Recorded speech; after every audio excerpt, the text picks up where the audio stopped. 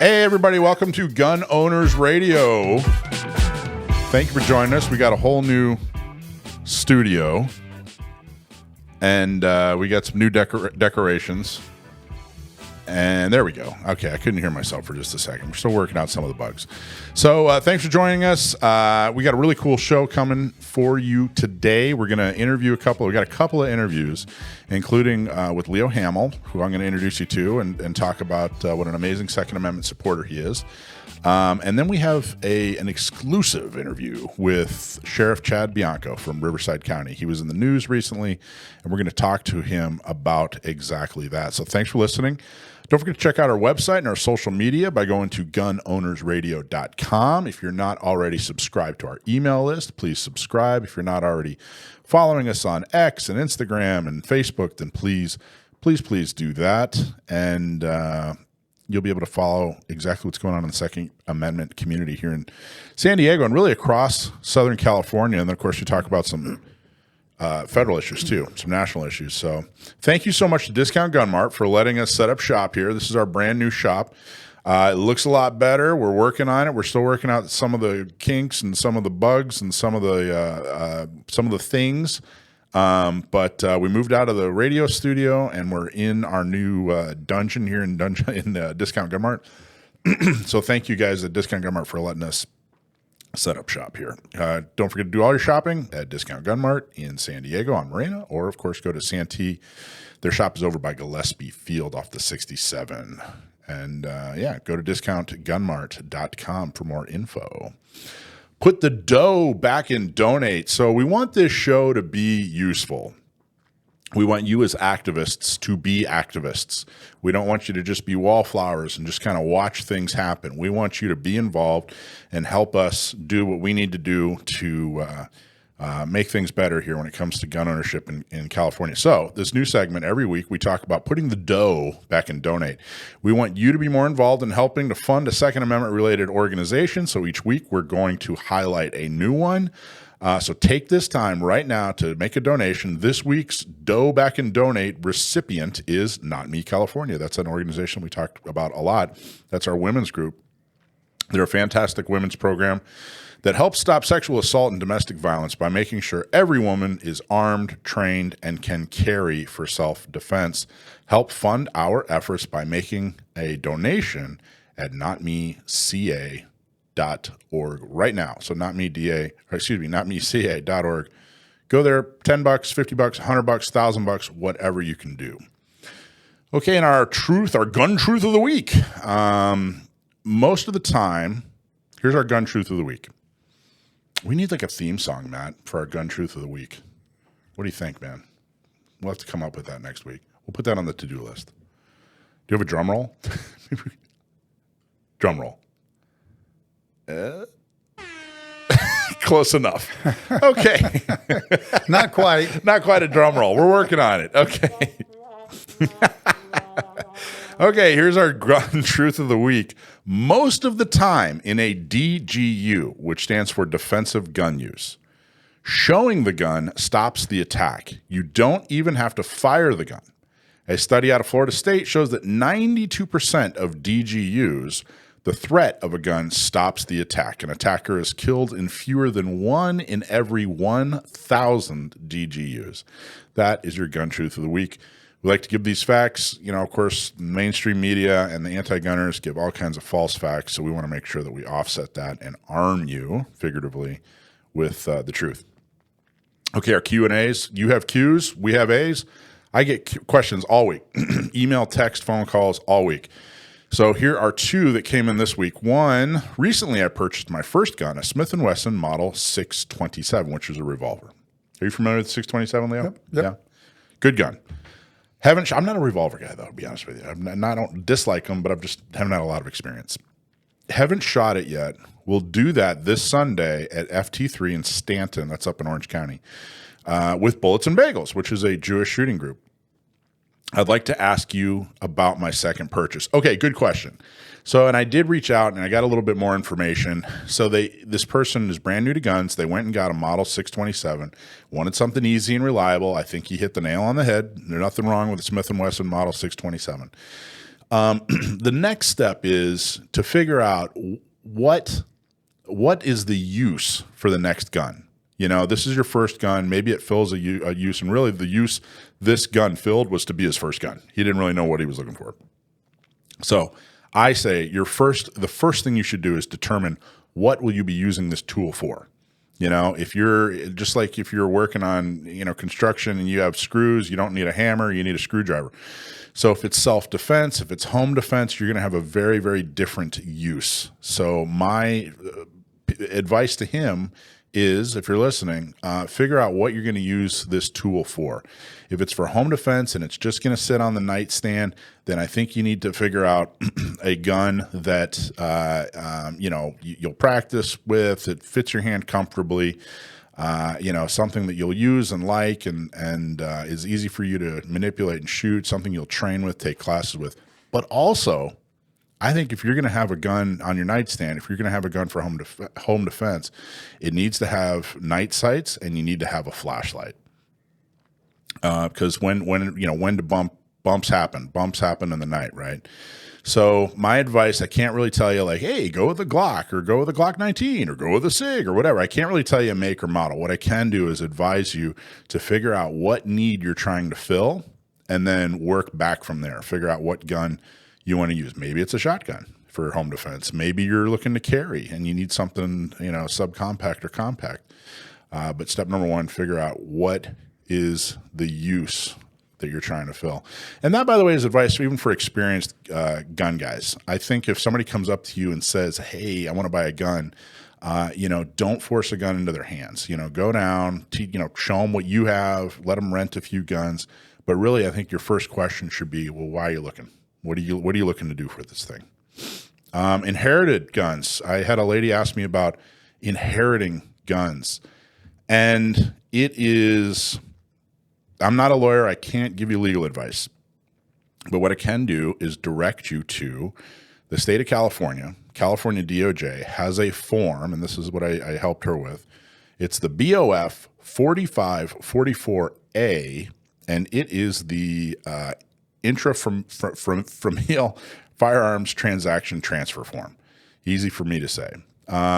You don't have to go through an FFL. It's $19. You can transfer a number of guns on one form. You have to have your FSC, your safe, FSC, is that what it is? Firearms safety card, yeah. You have to have your FSC in order to do this, and then you do it all through the state. In effect, what you're doing is you're telling the state, I inherited a gun, and now I'm registering it with you in the state. And it was interesting when I talked to this person, she said, well, gosh, I don't really know if I want, it was actually really interesting, Leo. She said, look, I grew up in Hungary back when they were communist. She said, I don't want the government to know what I have. And I said, I get it. I'm with you. But the bigger threat is your own government. Them finding out you didn't follow the law. And so I said, you know, I encourage everyone to follow the law, letter of the law, but then work really hard with us to change that law, you know, if you disagree with it. I was going to say something, Michael, that idea, sure. the idea about having a flashlight. Yeah. Last 15 years, I've lived in a rural area that's very dark, but any house can be dark. If you're going to have a gun for self-protection, you have to have a flashlight. I think so. Because you have to know what you're shooting at. Yeah, I think so. And I prefer weapon-mounted lights, but it's a personal preference thing. It's definitely easier. Way easier. But anything is better than nothing. You know, do you know who John Correa is? He's a firearms trader. He does active self-protection. It's a big YouTube channel where he analyzes self-defense videos. And I was just talking to him about this. There's this, you know, myth, this gun myth, that if you have a flashlight on your gun, that they'll shoot at the light and they'll hit you, you know, like a burglar. And I said, John, you've analyzed over 30,000 self-defense videos. Have you ever seen anything like that? Have you ever read anything like that? I said, no, it's never happened in that he's seen in real life.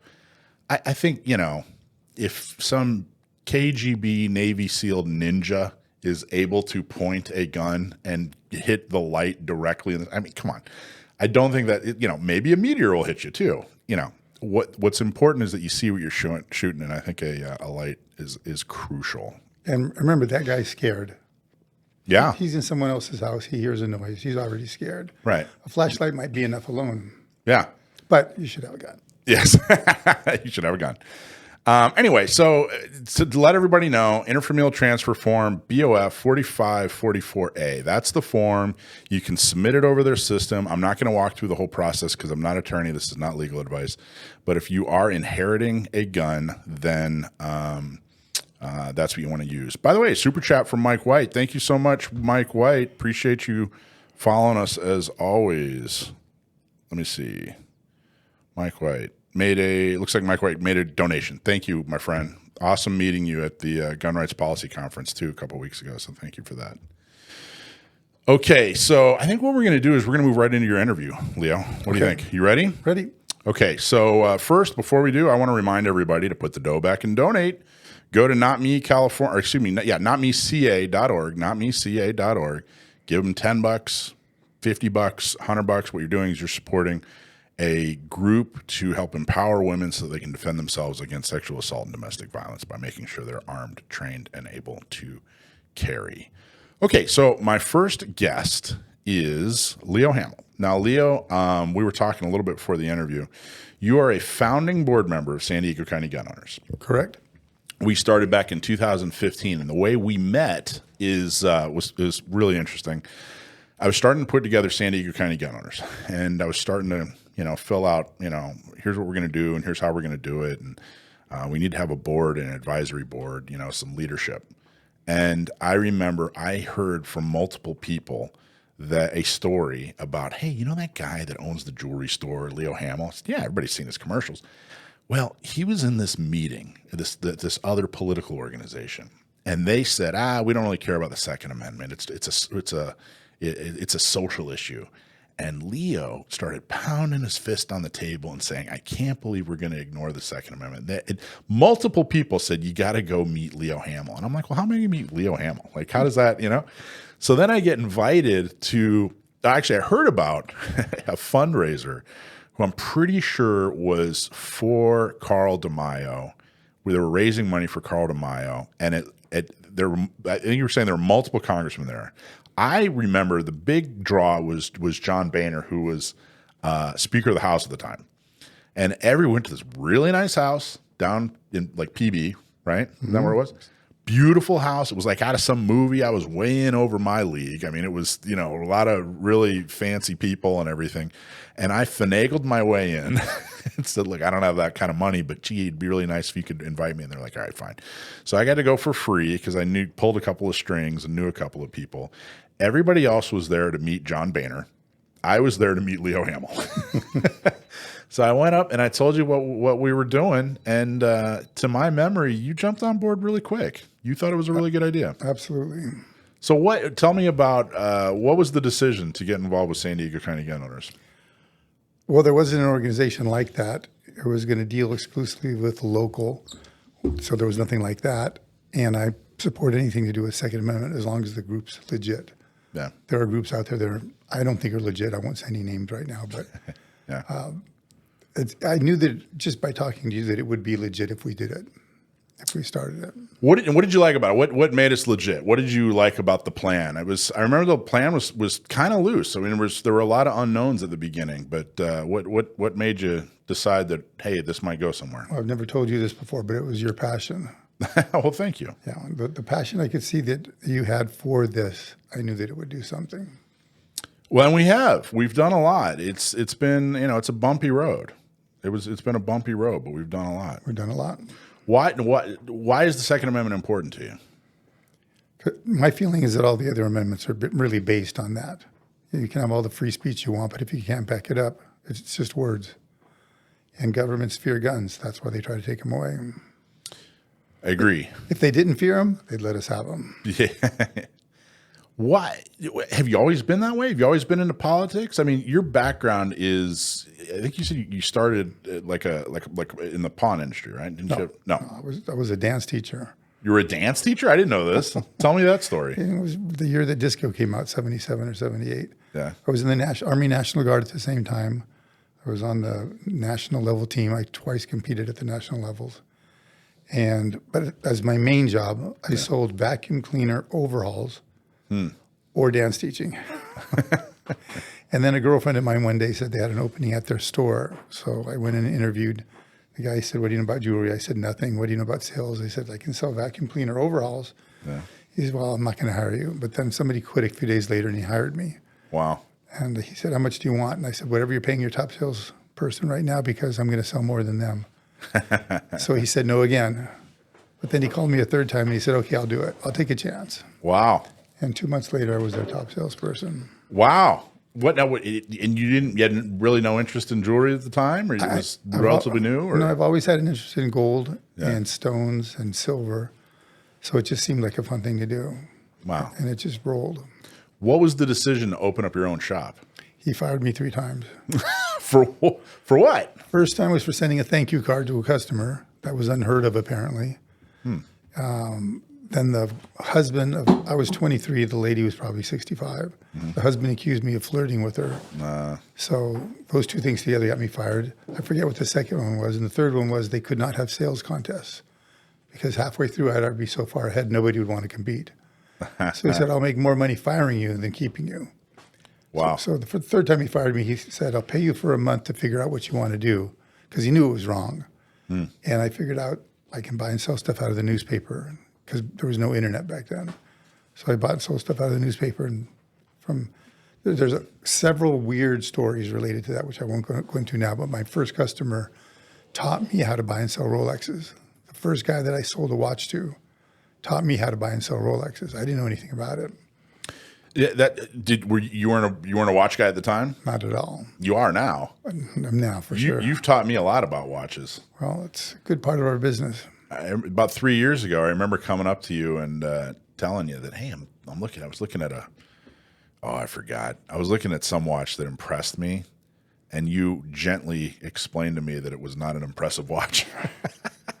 And I was like, well, I don't know anything about this. And so you helped me along, which I appreciate. Now I'm into Tissot's and Omegas and watches that hold value. Yeah.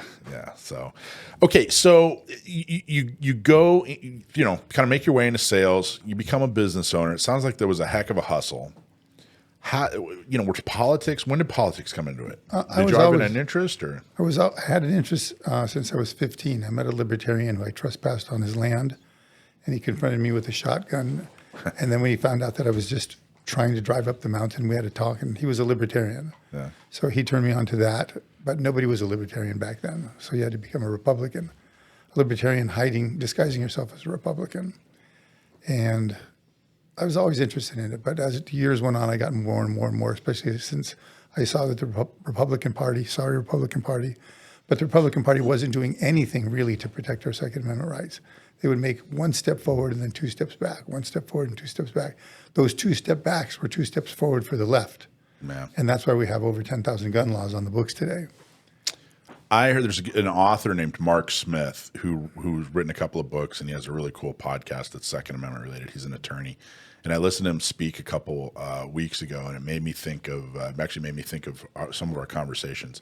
He pointed out that if you look at over the last 20 or so years, if you evaluate, all the different hot button issues, whatever political issue, immigration, taxes, whatever, the only one that the right has made any significant progress on is the Second Amendment. Yeah, it hasn't been enough as far as I'm concerned, but they have made some progress. Well, it hasn't been enough, but then he pointed out, but it's also the one issue that too many Republicans, that's toxic. I don't want to go anywhere near it.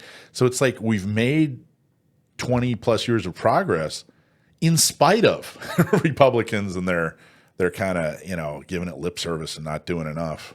They can always help lower taxes. That's good too. Well, but Second Amendment's very important. Yeah. So, what to you? So you met this libertarian. He was holding a shotgun, which I think that's the official greeting of any libertarian. Oh, there was a sign on his fence. There was a sign on his fence. It was something like "Trespassers will be shot, survivors will be shot again." So I dragged my mini bike under his fence. I said, "I have to meet this guy." I was like 15 years old, and he just educated me a little bit, and I became very interested in it. So to you, what was or what is a libertarian? What defines them? There's too many kinds now. Yeah. But a libertarian originally, I suppose, meant somebody who believed that the government should be as small as possible tax as little as possible. National defense is probably its only real purpose because everything else can be done locally. So the Second Amendment, what was the question again? What defined a libertarian for you? There's a term, there's a book, and I think it's called "Don't Hurt People and Don't Take Their Stuff," and that's basically the motto of a libertarian, original libertarian, a Ron Paul libertarian. Yeah. Don't hurt people and don't take their stuff. If you don't do those two things, you have a libertarian. Yeah, yeah. I think you actually turned me onto that book. You turned me onto another book too. When we started San Diego County Gun Owners, you said, "Hey, you're going to be talking to a lot of politicians, so I want you to read this book." And you remember what book you gave me? I don't remember. It was The Sociopath Next Door. Yeah, that one. One of my favorite books. Yeah. And I thought, well, all right. I read it. It's not a long read, 100 pages or so. Everybody should read that book. It was eye-opening. Everyone listening to this podcast or show, you know a sociopath. There's one in your life at least. Yeah. And they are damaging your life, and you're not going to find out. You're not going to realize it until the real damage is done. They are doing it right now. There is one in your life and probably more, because they say 2 to 4% of mankind are sociopaths. And a motto that I've made up myself, but I believe it's absolutely true, is if you trace any non-natural problem that mankind has, a tornado would be natural, an earthquake is natural, a true drought from the heavens is natural. But if you trace any non-natural problem mankind has that doesn't resolve, you can trace it back to one or more sociopaths. Because a lot of droughts are caused by governments to empty out a valley so they can move in new people. That's a man-made drought. That's not non-natural. But all the problems that we have, everything, finance, Second Amendment, families falling apart, wokeness, all these problems you can trace back to one or more sociopaths. And usually it's just one. And that doesn't come from any book. That came from me reading a lot of books. Because whenever I find a problem that's not resolving in my personal life or my business life, I start tracing it back, and there is always a sociopath. Someone who's clearly a sociopath. Yeah, I've had at least 4 diagnosable ones in my life, and they've each cost me a lot of money. Well, so the big buzzword in armchair psychology these days is narcissist. Everyone's a narcissist. It's a popular word, but a lot of narcissists are sociopaths. Exactly. That's what I was going to say. All sociopaths are narcissists in one way or another, but not all narcissists are sociopaths. I know this is getting a little bit deep, but if you're finding a problem in your life and you can't resolve it, there's a sociopath involved somewhere. I always where it gave me the most guidance is Nathan Fletcher. That guy. The day I met him, yeah, right. I said to myself, "There's one right there." There were the descriptions in that book. It may as well have used his name. For those who don't know, Nathan Fletcher was a local politician. He started out as a Republican and then eventually wormed his way on over to the Democratic Party, and now he's out of office because of some allegations. And I don't have an MD. I got my medical degree from the University of Google, so I don't. So I can't diagnose him. Where I got mine. Yeah, I can't diagnose him, but a lot of the things in that book were very similar to his personality, or whatever you call it. I don't know if I even call him having a personality. But. So what's it like? So you started out in sales. You hustled, you got fired, you hustled, and then you built an extremely successful, business. And now politics is coming to you. You're not having to go climb under a fence and find somebody who's interested in politics. I get calls every day almost. So talk about that transition. Like one day, nobody's calling you, and the next day, hey, I'm your best friend and I'm running for office. Talk about that a little bit. I got involved, and I was approached by probably 2 of the 3 biggest political fundraising groups in San Diego, and they wanted me to be on their board. Mm-hmm. And one of them, you had to make a donation to be on the board. That's one of the things. But I went to one meeting of the biggest one. I won't say the names of any of these, but this was the one that cost the most to get in. And in that meeting, I saw these guys doing things that were so un-American, so undemocratic, so un-Republican. And when I say Republican, I mean Benjamin Franklin said, we've left you a republic, Right. if you can keep it. So it was unrepublican in that sense, not Republican Party way. They were just willing to nominate the incumbent out of fear Right. that the incumbent might come after him. And I stood up and I said, oh, is this a room full of men or little girls? And nobody liked that. And it was my first meeting, so it was not easy to stand up and confront these guys that are seasoned political people. But by the end of that meeting, I knew that these guys were playing a game. They weren't actually trying to elect the right person for the job. And they were supporting their friends. And I was told there's a hierarchy of how it's all done. It was very disturbing. And it's probably still the same way today. This was 20 or 25 years ago. That's interesting. So that got me interested. So then I decided later maybe I would just run. So I put myself on the ballot for the State Assembly and for the Republican Central Committee. Yep. Republican Central Committee, I won. Yep. Then I started going around doing the things you do to become an assemblyman. And it was just so painful. And I had small children at the time, and I just decided I just didn't want to go through that, being asked dumb questions that were almost insulting sometimes. Yeah. Because they were all looking for something. They weren't looking for the right politician. They were looking for the guy that was going to support their organization, whether it was a food industry or a construction industry or whatever. And so I decided to drop out of that. Well, so that was the person who won was Randy Vopel out in East County. Yes, and he called me the day that I dropped out and left a really nice message. I saved it. Oh, good. And it basically said, thank you very, very, very, very much for dropping out of this race. Wow. So what's interesting about that race is you didn't drop out in time to Get off the ballot. Right, I was still on it. And everybody, I got to tell you, when I started San Diego County gun owners, people, I'd give them the pitch like, oh, we're a local Second Amendment organization, political, blah, blah, blah, blah, blah, blah, blah. And they'd kind of look at me and I'd be like, oh, and people like Leo Hamill are on the board. And they're like, oh, Leo Hamill. You're very well known because of your commercials. And, I think the TV exposure has. Well, we did a lot of radio, then we did newspaper, and then we did TV. So what was interesting about that race, though, is that you dropped out, but your name stayed on the ballot, but you basically did nothing. Did nothing. I maybe spent 2 days. And still got like 20-something%, 30%. You got a lot of the vote. It was a good chunk. It was amazing. It really showed. It was an interesting experiment in name ID in politics. Without even a website, without printing a single flyer, nothing, without shaking hands and kissing babies, people knew your name and said, oh, "Okay," and you were running against an incumbent. You still got like 25 or something% of the vote. Yeah, it was interesting. So going back, so you transition. You're a successful business person.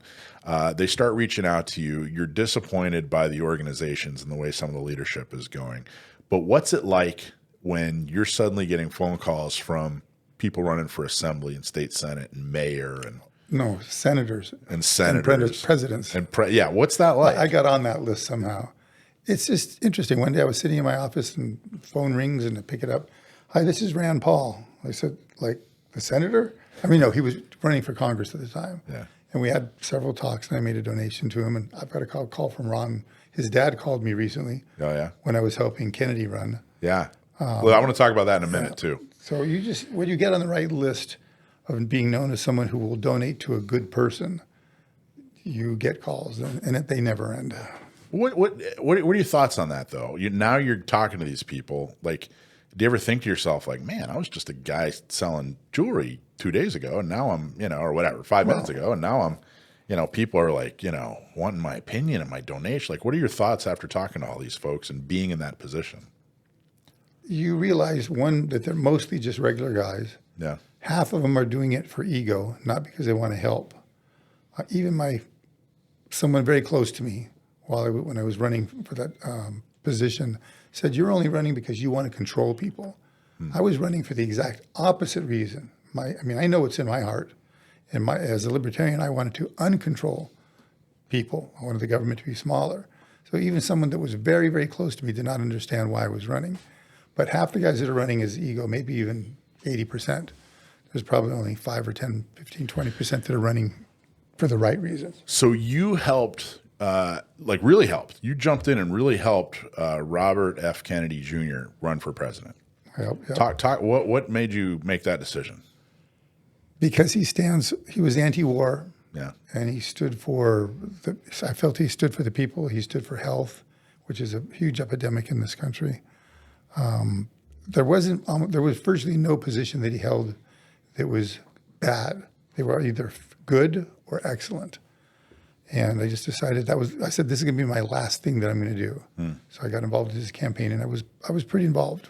What did you think of him personally? Did you get to know him a little bit? Yeah, I went to his house quite often, spent a lot of time with him, had quite a few meetings. He's a very good guy. Villainized by the media. Well, that's how I tell if someone's good. My rule of thumb, again, this is a Leo Hamill rule of thumb. The more the media says a guy is good, the more likely it is that he's bad. The more they say he's bad, the more likely it is that he's good. Yeah. And that's just a rule of thumb, but in my life, it's been true most of the time. In the 9 years that you and I have been doing San Diego County Gun Owners, the biggest lesson I've learned has to do with media, and just how much they twist and turn and distort and get things wrong, and it's amazing that they can do that 99% of the time. But it's not what people think. It's not the way people think. I could do a whole 2 hours just talking about what I've learned with media. It's crazy. But I agree that when media started attacking, RFK Jr., it definitely made me go, all right, I got to look at this guy. He's probably a good guy. He was a darling of the media until he ran for president. Yeah. He was. He was on. Everybody had him on because of his environmental status. He's very much an environmentalist. Well, the Democrats have moved so far to the extreme. If you've ever thought to yourself, gee, I wonder how, Robert Kennedy or John Kennedy, I wonder how they'd fare in the Democratic Party today.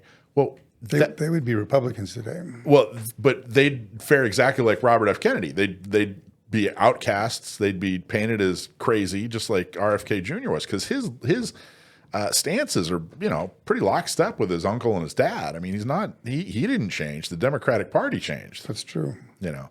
Okay, so one last question, Leo, and then I'm going to let you get going. Sure. What would you like to see? Kind of a broad question. What would you like to see? What do we need to be doing more of? We, not just San Diego County gun owners, but gun owners in general. Like, what do we need to be doing more of? What would you like to see us do? This is the one thing that nobody likes to hear, but nobody really wins a race. No group gets ahead if it doesn't have money. Yeah. I was surprised to hear you talk about money at the beginning of this thing, but the one thing that bothers me, not that I matter that much, but I do contribute. And if I have 5 guns or 10 guns or 100 guns or whatever I have, I only have those because of the Second Amendment. And if I don't fight for that, I might lose my 2 guns or my 5 guns. And most likely we will someday. I don't think people take it seriously enough. And the only way they can show their seriousness is by contributing. Yeah. And I can say it. Michael did not ask me to say this. I'm just saying this because it's a pet peeve of mine that I know too many people that have 20 or 30 or 40 guns, but they won't sell one, even their cheapest one, and make a donation. And groups survive off of donations. Part of the reason why Kennedy's not running for president is he just didn't raise enough money. Yeah. You need $500 million or $1 billion, and he just didn't get there. Yeah. Money it makes all the difference. People, you got to get your message out there. You have to get your message out, and that's done with money. That's done with money. And that's why it's protected by the First Amendment. That's, if you've ever wondered why Citizens United, protected people's ability to spend money in politics, it's because it's your message. That's your First Amendment right there. Yep. So, awesome, Leo. Thank you so much. Anything else you want to get across before we? Nope. Just participate and support as much as you can. Well, thank you for being a part of San Diego County Gun Owners from the beginning. You've been so supportive, and I appreciate not just the donations, which has frankly been the lifeblood. Like, you've been extremely generous, and that's really helped us get to where we are. But also your counsel, giving me books on sociopaths. And I remember a couple of times early on, I would ask you about especially marketing, advertising, because you're very good at that. And I remember you said to me one time, you said it needs to be legal, ethical, and effective. You said, first, it's got to be legal. If it's not legal, don't even touch it. He said, but even if it's legal, you said, even if it's legal, it's got to be ethical. because you got to do the right thing. And then even if both of those things are true, if it's not working, don't do it. No. That might even be the first one. But anyway, I remember you telling me that, and I've always appreciated it, and I've always appreciated your counsel and your support. So thank you, Leo Hamill. Thank you for what you do. You bet. What's your website? Where should they come and spend money on? LeoHamill.com. And Hamill is Hamel. Great. Which I just found out wasn't just a French Canadian name. It's also German, Dutch, something else, and Jewish. Oh wow, really? Which I had no idea. Well, there you go. So anyway, LeoHamill.com. LeoHamill.com. Thank you, Leo. Thank you. All right, Alicia, how are you? Yes, sir. Doing well. Thanks you for coming on in and joining us today. What were you doing? What were you up to? What shenanigans were you pulling? A full CCW class. Yeah? Full group of people today. Great group of people. How was it?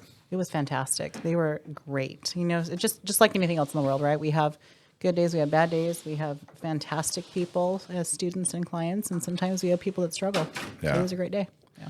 Well, we're gonna back up and do the lawsuits section. Every week we want to cover lawsuits. It's important. It is. And the whole point of what we're doing here is, there are a bunch of websites that create content all throughout the week, and they do a wonderful job.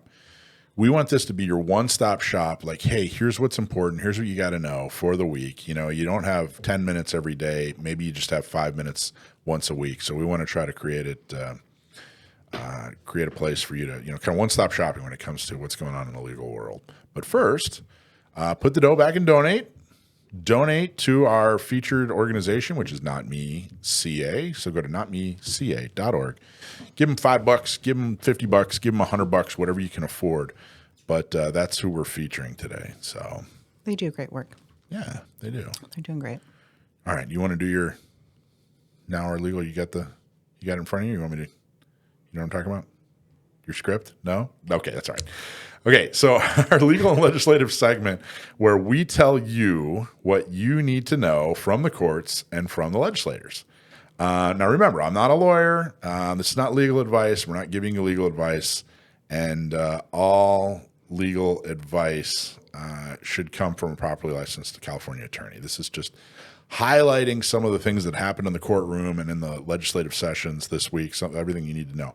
However, John Dillon is a lawyer. And if you have anything gun related and you need an attorney, you need advice, you need a defense, anything you need, especially gun related, call John. His website is dillon.lawgp.com. DillonLawGP.com. DillonLawGP.com. And his phone number is 760-642-7150.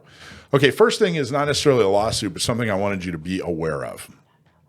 They have come up with a new term, Extreme Risk Protection Order, or ERPO. That is the new, in my words, it's kind of the new umbrella term that encompasses all red flag laws or all gun violence restraining orders or all restraining orders of any kind. It's an extreme risk protection order. So I want you to be aware of that. It's important that we know the language of the other side. So how does this vary from a gun violence restraining order or from a traditional restraining order? Good question. So a red flag law, okay, let's start at the very top. A red flag law is a law that is intended to stop something bad before it happens. Okay. The only kind of red flag law that they've really come up with is a gun violence restraining order. So an extreme risk protection order is a gun violence restraining order or a restraining order or a domestic violence restraining order, or it's kind of this, it's a type of red flag law that really describes any kind of protective order against somebody. It's like an umbrella. It's an umbrella statement. And I think the reason is gun violence restraining order is not a popular term. It's working against them. Okay. It's got the word gun in it. Mm-hmm. I think that they were hoping it would work in their favor. But I think extreme risk protection order, is probably a little bit more politically correct, right? It's a little bit more of a boogeyman term. Yeah. Yep. Like assault weapon. So extreme risk protection order. You remember that term, ERPO. Just remember this is just another term for gun violence restraining order. Basically, it's a new term that you need to know. It's a type of red flag law. It includes GVROs. The other important thing to know about these that I really want to point out that I don't think is real clear, these are civil matters. So these extreme risk protection orders are civil matters. They're not criminal matters. And why is that important? It's important because a criminal matter is you against the government and you are in a Right. disagreement. They're saying, hey, you did something illegal and we're going to prosecute you as a criminal. You could go, do time. Okay. A civil matter is really an issue. It's like a contract issue. Right. Like two business owners, I have a civil matter. Yeah, there's a financial aspect to the punishment. Usually, Right. yeah. Or in this case, they could take your guns away. You could lose Right. property Right. other than just money. It's an important thing to understand. So when you're talking to people about GVROs or ERPOs or whatever, remember, you're not talking about a criminal matter. You're talking about a civil matter. You're talking about someone making an accusation against somebody else, which I think is a lot more, it's an important distinction to make with people because I think people confuse this like, well, they're breaking the law. Okay, well, this isn't about breaking the law. This is about an accusation between one civilian and another civilian. So they're bringing a civil matter to court. This has more in line with, hey, this person, put their fence on my property than it does, breaking a law or assaulting somebody. Does that make sense? Yep. Do you think that's an important distinction to make? Absolutely. I thought so. I was reading about it and I thought, you know what? I really kind of want to point this out. So the only other, it's kind of a slow week in the legal world. FPC versus Garland, though, extremely important. FPC versus Garland. Second Amendment Foundation's involved in this too. And the question is it unconstitutional to ban guns in the post office? How great is that? They're actually Let's do it. They're fighting so you can carry concealed in post offices. And the post office block was in place before SB2, so that's not Yeah. even an SB2 issue. That was in place before. It was. I got to tell you, San Diego County Gun Owners, our first mailing address was a PO box down at Horton Plaza. And then when I got a CCW, I said, forget it. I'm moving out of this PO box That's it. and moving to a different address because you can't carry, which is ridiculous. So FPC has asked for a summary judgment. A summary judgment is a final court decision that resolves a lawsuit without a trial.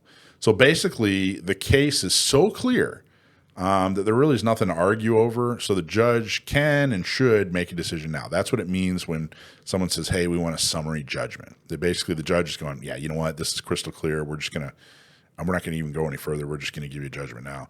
So the judge on this case is District Judge Reed O'Connor. And this is happening in Texas, by the way. He's the presiding judge, and he has been fantastic. In 2015, one of the many things he's ruled in our favor, or in favor of someone that values guns, maybe is the most accurate way of putting it. In 2015, he ruled against the 1968 Gun Control Act. And he was the judge on the Vanderstock case when the ATF tried to change the definition of a firearm. Before it made its way up. He's a district judge in Texas. So I think this thing's going to at least go our way in the beginning. Who knows what will happen after him? Right. But I think we got a good chance at a good start. Basically, the case made was there's no history or tradition of banning guns at post offices, and that, of course, is the Bruin standard. They went on to argue that the post office has no security. I thought this was interesting.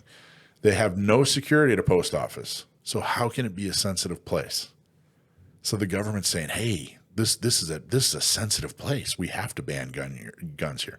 Okay, if it's so sensitive, why is there no security? Why are there no metal detectors? Why are there no guards? Well, I thought that was sticking it to them pretty good. Well, so the whole argument of it being sensitive, Yeah. they utilize that for all kinds of things. Yeah. The whole argument of, well, if it's so sensitive, why don't you have your own private? But security, but the whole idea and the concept of having private hasn't been a thing in all their other sensitive places yet. But Yet, right. I think this is the first time I've seen it spelled out in this manner. Never thought about it that way. Where the attorney is going, okay, it has to be a sensitive place, but you're not even, you, the government, are not even treating this thing like it's sensitive. Like they could make the case for an airport. They're like, look, this place is sensitive. You know, we got guards and metal detectors and scanners. So define sensitive. What do they, when they say it's sensitive, what do they mean? You're hitting the nail on the head. They're making them come up with some kind of definition. Okay. What exactly do you mean by sensitive? Why is a post office a sensitive place? Because It's federal. That's all that I've got. But yeah. So hopefully their answer is but. You know. I thought it was interesting. I was reading through the arguments, and I thought that was super interesting. Okay. So this is a quote from FPC President Brandon Combs, who's such a wonderful guy. I really like Brandon a lot. He's been super helpful to San Diego County gun owners and gun rights in general. He's absolutely wonderful. His quote is, "Your right to carry weapons for armed self-defense does not end at the post office. We look forward to eliminating this immoral ban and further restoring the people's right and ability to protect themselves in public," said FPC President Brandon Combs. All right, so that is all you need to know this week about your legal and legislative. That's your legal and legislative segment. So we're just going to play the little bumper there and move on to the next. By the way, when you were asking, I didn't have the proper script. You don't.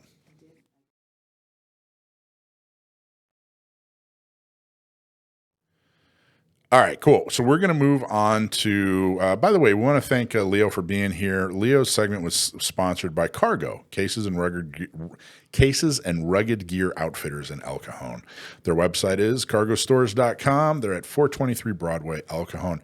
If you go into Cargo and use GOR or go on their website and use GOR, you'll get 10% off. So all you got to do is mention Gun Owners Radio or on their website, put in GOR, you'll get 10% off. If you just talk about SDCGO, go in and check them out. They have cases for watches, guns, drones, you name it.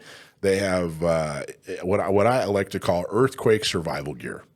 Anything you need to be able to survive a natural disaster, or if you just want to go have fun camping, they're your store. Okay, so next, I think what we're going to do is we're going to do your curtain call. Moving on into You ready for your curtain call? I am ready. So put the dough back and donate. Don't forget to go to notmeca.org. Go to notmeca.org and make some kind of donation. $1, $5, $20, $100, whatever it can be. And this segment is sponsored by one of our favorites. Man, I just love these guys to death. Straight Shooter, straightshooter.ac. They do HVAC, heating and air conditioning. The change in season triggers a lot of people's allergies. Straight Shooter can help you with your indoor air quality. Give them a call and make sure you're breathing clean air. I think I got a little thing going on. Do you have allergies? Oh, yeah. Do you suffer from allergies at all? Like when I hit 40, I started to feel it sometimes. Yeah. At the moment, no. So power of suggestion, let's not. But yeah, sometimes. I think I'm getting a little snuffleupagus. So check them out, straightshooter.ac, all your HVAC needs. If you own a heater and air conditioner, you're in San Diego, call these guys, 619-922-3937. They still have their 1776 deal.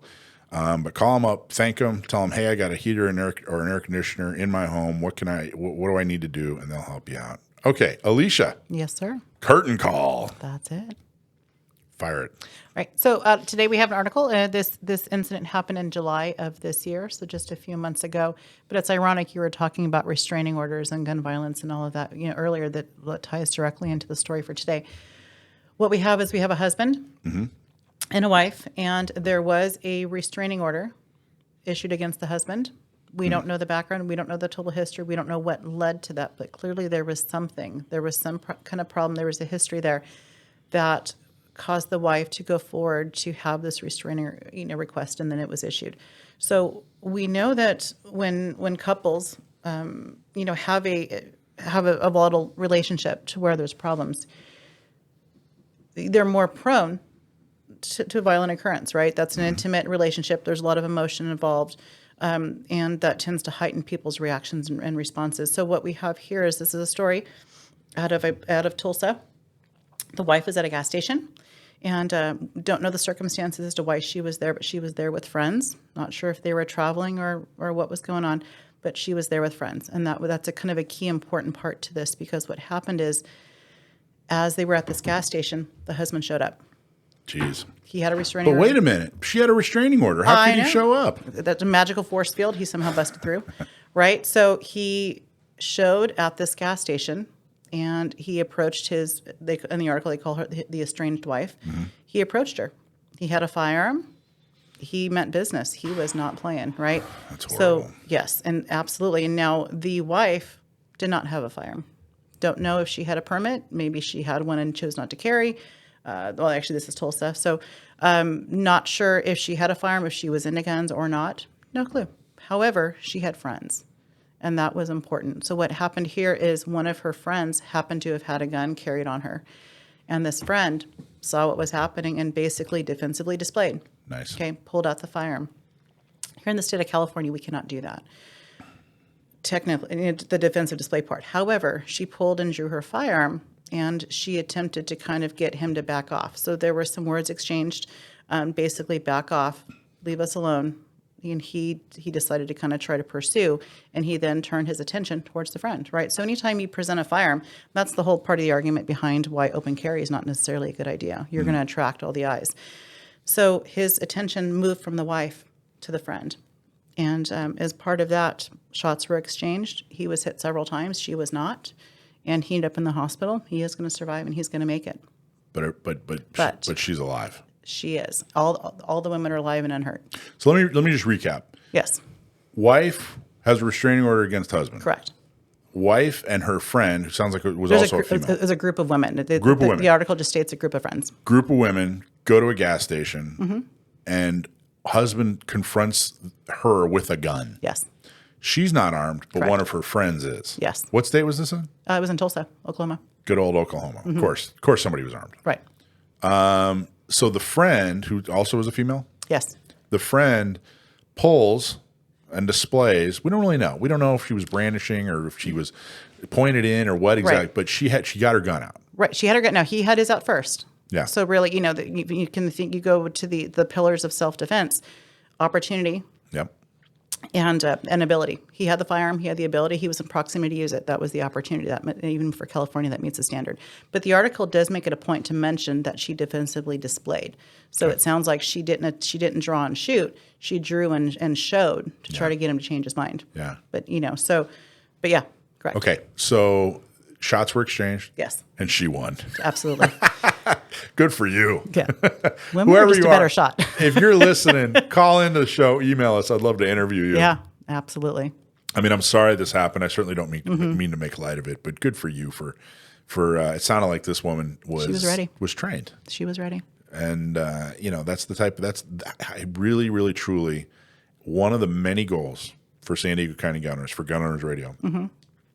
I want to see far more headlines that talk about a woman defending herself, Right. rather than a woman getting attacked. Absolutely. And anybody defending themselves, an LGBT defending their self, him, her, their self, whatever. Right. A minority defending their self against somebody who doesn't like whatever. I want to see a lot more defensive DGUs. Absolutely. Stories on DGUs, headlines on DGUs. Than I want to see, attacks on innocent people. So good for her. And this was a third-party defense too. If you've taken a CCW course for people that have a permit, no, they should have gone through the course and they should have been educated on the law, and kind of the ins and outs of third-party self-defense. And there's a whole lot of liability that goes to the third-party encounter, to where you're defending somebody else. And I'm glad and I'm thankful this woman was there, and she had the firearm and she carried it and she was willing and she did it. She had the skills and she had what was necessary to get the job done. And it sounds like she did everything. Yep. She sounds like she did everything right. Didn't sound like she wasn't arrested. No, there was no mention of any charges. Yeah, but it is tricky. Yeah. It's tricky enough to... Even when you're in the right in the end of self-defense, in a lot of articles we hear, at the very least, people are charged with discharge of a firearm in city limits. it's tricky enough to where you really gotta. It almost should give you pause. I would argue. And if it doesn't, you're not taking it heavy enough. What if I said, as an instructor, Alicia, would you correct me if I said that you should probably be a couple seconds slower if you're defending somebody else than if you're defending yourself? And those couple of seconds should be spent really evaluating the situation. Yeah. So here's why for people that aren't aware. Yes, because what it is you can only legally defend a third party to the extent they would have been justified to have legally used deadly force themselves. Right. When you don't have all the facts, you come into an encounter that you come across where the encounter's already started. You don't know the facts. You don't know who started it. You don't know who escalated it. You don't know who was innocent. Was this mutual combat? There's a lot of things that are unknown.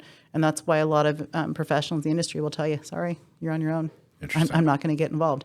Because the fact that I did not know doesn't get me off the hook for charges if the person I defend was not innocent in the encounter. Wow. So absolutely. So there's a lot of things to consider.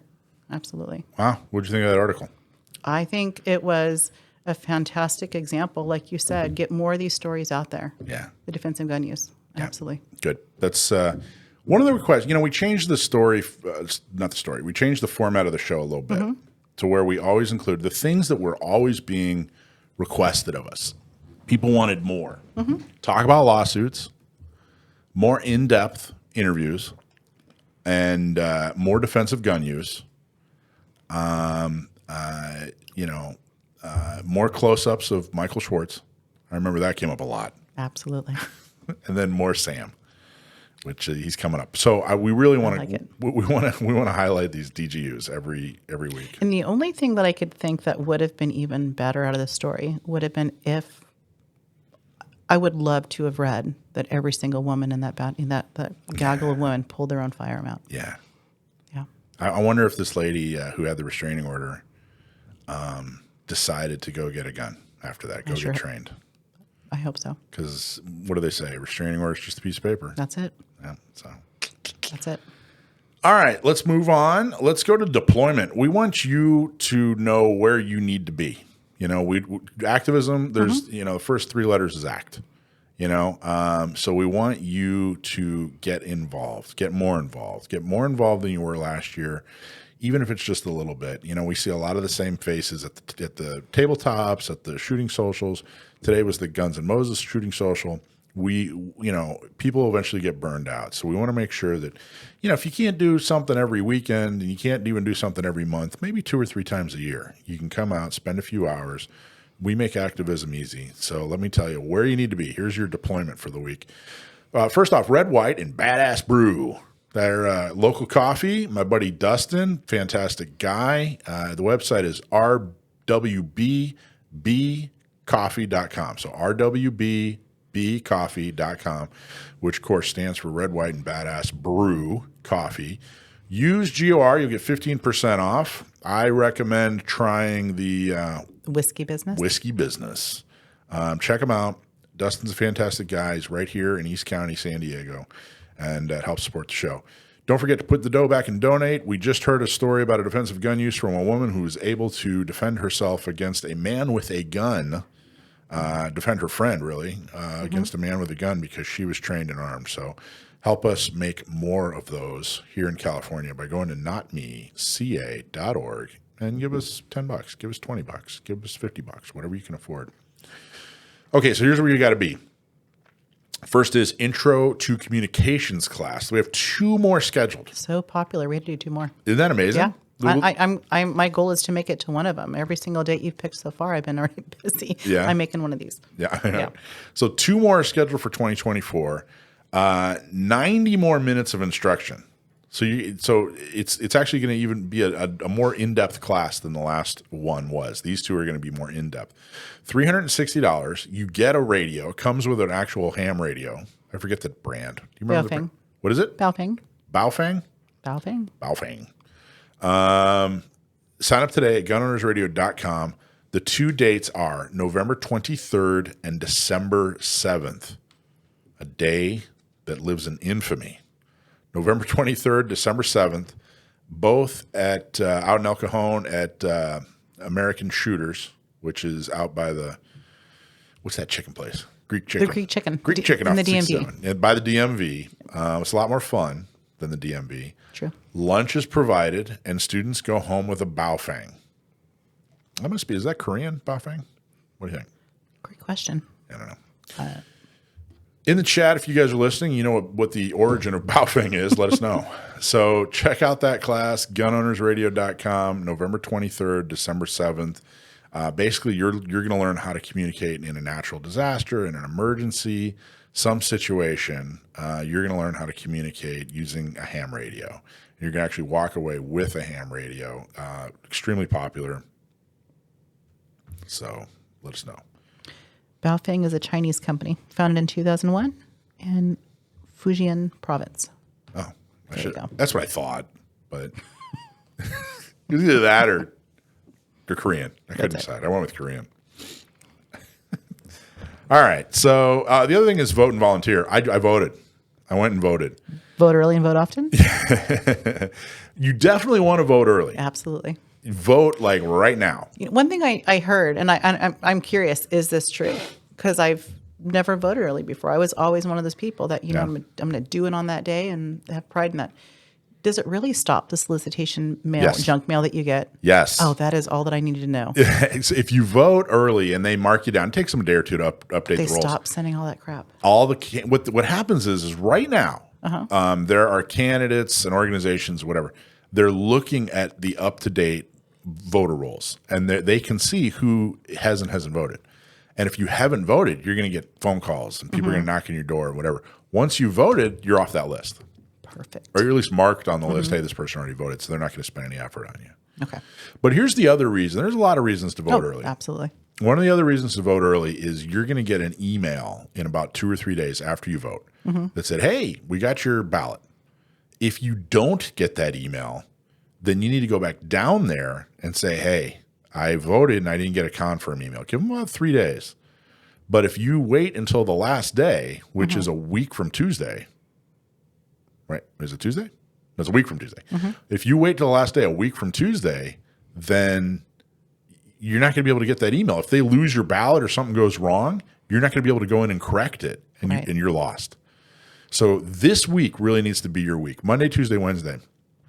And I talked to a friend who's a member of San Diego County Gun Owners who happens to work down there. And the person was telling me that they sent out 1.9 million ballots in San Diego.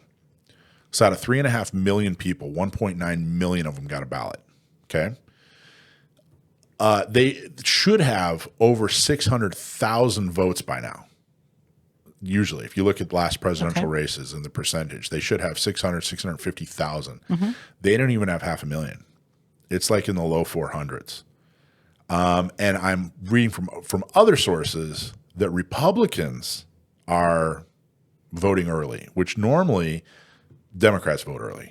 They normally kind of control things early, and then Republicans like to show up the day of. So what I'm saying is it looks like there's a huge opportunity to make a difference here. So vote early this week. Find other people to vote. I found a couple of people that had no plans of voting, and now they're going to vote. That's huge. Vote, get them to vote, because it looks like, for whatever reason, the anti-gun side doesn't have a lot to be excited about in this election, so they're not showing up. Now, that all might change this week. I don't know, but the way it looks currently is that we might have a really good election here in San Diego County. That's good news. That's great. That should be motivating. So help us out, by the way. Vote and go and volunteer. There's only just about a week left, just over a week left. Go to sdcgo.org/volunteer. We need some folks at tabletops to help us get our voter guide out. Make sure everybody knows exactly who to vote for. All right. So that's the deployment section. Hey, if you knew somebody, let me ask you this question. If you knew somebody who had no plans on voting, Okay. and you could talk them into voting, Okay. okay, and you're like, hey, you know what? You've never voted. You're not going to vote. I want you to vote. But you knew for a fact they were going to vote for Kamala. Would you still help them vote? Would you still talk them into voting? And let's say they knew they were going to vote for Kamala, but they were going to follow the San Diego County Gun Owners voter guide for all the down ticket stuff. I don't like that question. It's a tough question, right? That's a tough question. I mean, it's a. What do you got? The only thing I can think of is that I'm gonna encourage them to vote. However, I'm gonna talk to them before they go. I mean, is that an option? It is. But let's say no matter what you said, you knew they were going to vote for nothing. Kamala. There was nothing I can do to make that change. Yeah, you're going to put them in your car. The only way to get them to vote is to put them in your car and take them down to the register of voters and show them how to do it. But you knew they were going to vote for Kamala, and then the rest of the ticket, they were going to use San Diego County Gun Owners voter guide. What would you do? They're voting. I'm taking them. You taking them? Yeah, I'm going to take them. What's your reasoning? I think you got to look at the bigger picture. Yeah. Yes, there's a downside to that. You know, if they're going to have a vote for Harris, of course we don't care for that. No. But I think it's important for them to realize the value of their vote, the value of their voice, and I think that we can work on the other part later. But I think we need to kind of take an opportunity to kind of get them involved and to get them kind of willing now and then get them to care. Build trust. Yeah, because I think part of it is they probably don't care, or they think that they can't make a difference, therefore it doesn't matter. But kind of get them to care, get them willing to go, and then kind of you can start working, plant that seed, and then kind of fix the other stuff later. I agree. And I mean, trading, honestly, in California, guess who's going to win? Oh, in California, Harris. Yeah. Yeah. So yeah, that was part of what I was thinking, but I didn't want to put that judo out there. Yeah. I mean, the trade-off, the last poll I saw, it was like 60%. I mean, it's not even. Let me look real quick. So nationally, are you laughing at my glasses? How dare you? Let's see. Nationally, it's neck and neck. It's less than a percentage point apart. Really? But then there's a lot of good news. It looks like Arizona, Trump is ahead, 1.7%. Georgia, Trump's ahead by about 1%. South Carolina, Trump's ahead. Virginia, Harris is ahead pretty significantly. What about Pennsylvania? Let's look. Pennsylvania, Trump's ahead by 0.5%. Really? Can you believe that? North Carolina, he's ahead by 1%. But I want to look at California real quick. Florida, he's ahead 51-44. He's going to take California or Florida. Texas is tighter than people think. Texas is 51-46%. It's very purple.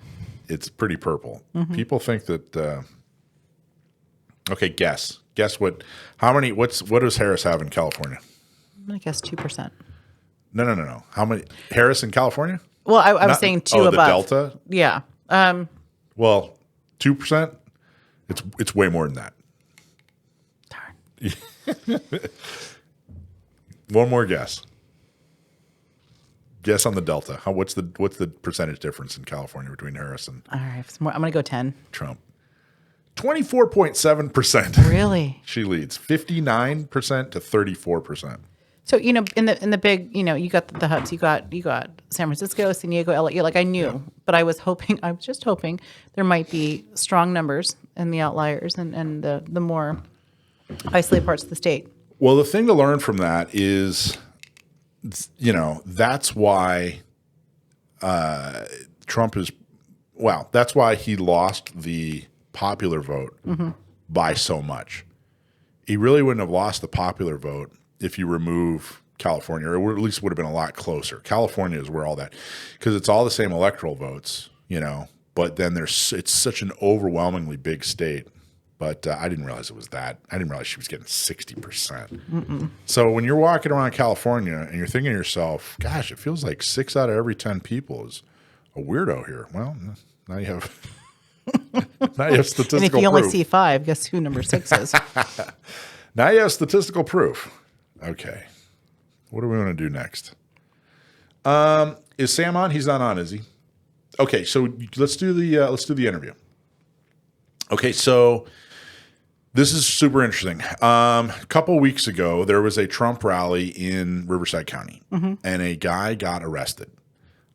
He was from out of state, and he got arrested he had guns. and he was on his way going into the rally. And he was arrested by the Riverside County Sheriff's Department, who were working at least the outer perimeter and some of the inner perimeter of the event. And it was weird, or interesting at least. A lot of the sheriff, who's Sheriff Chad Bianco, who is one of my, I think he's my favorite elected official. Right. I mean, the guy is wonderful. And on Second Amendment, he is unapologetic, no nonsense Second Amendment. And he was getting criticized for arresting a guy with loaded guns, unregistered loaded guns in his car from out of state on his way to a Trump rally after 2 assassination attempts. And I thought, okay, you know what? I get it. It's California. If you're not familiar with Riverside, if you're not familiar with Chad Bianco, and you're looking from the outside in, you're probably thinking, well, it's just another anti-gun politician, et cetera, et cetera. So I'll tell you what. Let's keep that. Let's have Sam hold. So I wanted to clear the air. Do we know what state he was coming from? Nevada. Okay. Well, there's a lot of kind of weirdness about this guy. Right. I can be honest, like uniqueness. I don't want to judge him, but there was a lot of uniqueness. He had. Well, I'm going to have you listen to the interview. I wanted to bring the sheriff on and talk about it. I don't think that the criticism was exactly justified, but I also understand where it's coming from. If you don't know the situation, I could see how you would attack him. So I wanted to just get him on there, clear the air, get this figured out. So we recorded an interview, and we're going to go ahead and give that a start. Go ahead.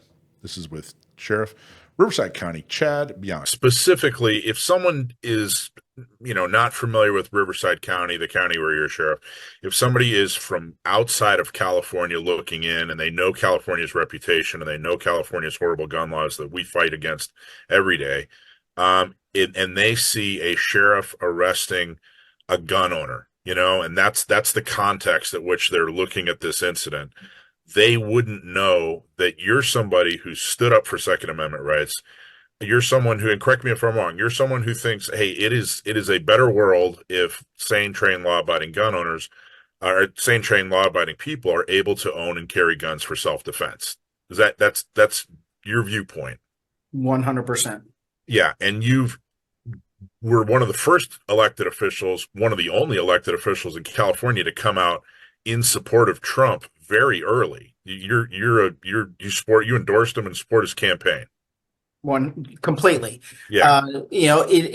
Since I've been the sheriff, I'm one of relatively only a few, certainly one of the regulars that are in Sacramento standing up for our Second Amendment rights. I can probably tell you that if I walk into a room with either our governor or our attorney general, you will not find another person in that room that they hate worse or more than me. I routinely, to their face, call them out on their BS, call them out on the lies that they tell Californians, the horrible laws that they want to pass or that they are passing, and it's been constant for 5 years. So truly, I really do believe. I'm 100% for the Second Amendment. But then, along the same lines, and especially, I'm only talking about what we're the big elephant in the room that we're here for, about all of the, truthfully, I'm going to say all of the idiots on social media that really aren't from here. They don't know anything about here, but yet they want to be experts and then just start blasting, and then everything goes viral, and you got more clicks because you said something that was really good. And then we get to a place where, it's just not reality anymore. And so for our reality here, we have gun laws and we enforce those gun laws. And some of those, in this case, and I said this, and this is never going to be repeated by the media, but I said in a different scenario, that same deputy might have just told that guy to get lost. But we weren't in a same scenario. We were in a specific situation of a president coming to a rally and this guy trying to get guns into it. And regardless of what somebody in Texas after says. two attempts at an assassination, Right. including one where the gun owner was walking around with a gun and law enforcement didn't do anything, Right. was Yeah, heavily criticized. Yeah, so I want to go back to just even getting this. So when they said he was coming here, we had a week's notice. And so for me, it was like, oh my God, this is awesome. This is great. I mean, he's coming to our county, and because I'm responsible for security, chances are I'm probably going to get to meet him, get to see him. He's coming to Riverside County, the only place in California, and he chose this. This is awesome. And then in the next breath, it's, holy crap, he's coming to Riverside County, and we have to make sure this goes off without a hitch, and that he actually gets to leave. And so you look at everything that has happened, and this is even, I mean, it was really, there are a lot of things to say wrong about Butler. There are a lot of things to say wrong about the Secret Service. There's a lot of things to say wrong about local law enforcement back then, armchair quarterbacking. But one of the most common was, how does a guy get a gun into a presidential rally and nobody does anything? And then that's really what they got beat up for. The absolute most is a person with a gun and a president and Secret Service and protection. What a failure you are, law enforcement. You guys suck. And then so we get to mine, and we stop the guy going in with guns, and the Republicans, the pro 2A guys, are all bashing me, saying, what a failure you are. You arrested the guy with guns. And it's like, and I saw some of these comments. I didn't comment on any of them, but I read them. And then I looked sometimes into the background of the person posting them. And